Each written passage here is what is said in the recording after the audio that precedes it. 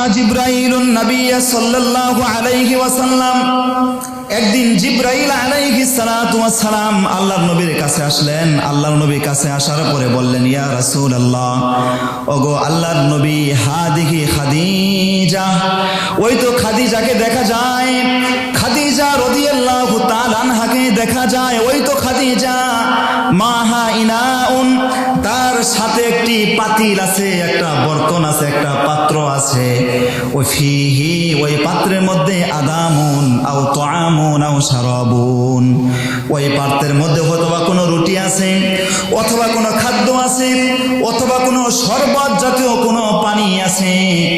আমাদের সমাজের ভিতরে স্বামী যখন কাজে যায়, স্ত্রী কিন্তু একটা কাপড়ের ভিতরে, একটা ডিশের ভিতরে, বুলের ভিতরে খানা নিয়ে স্বামীর কাছে যায় কিনা, ঠিক তেমনি ভাবে খাদিজা রাদিয়াল্লাহু তাআলা আনহা আল্লাহর নবীর খাদ্য নিয়ে আসে পাত্রের ভিতরে। জিবরাইল বলে তার হাতে পাত্র আছে, পাত্রের ভিতরে যে কোনো ধরনের খানা আছে। ওগো বিশ্ব নবী, খাদিজা রাদিয়াল্লাহু তাআলা আনহা ফাইদাহি আতাতকা, যখন আপনার কাছে আসবে, আসার সাথে সাথে আপনি খাদিজাকে বলবেন, ফাকরা আলাইহা সালাম মির রাব্বিহা ওয়া মিন্নি, আসার সাথে সাথে বলবেন, আল্লাহ পাক খাদিজাকে সালাম জানিয়েছে। সুবহানাল্লাহ।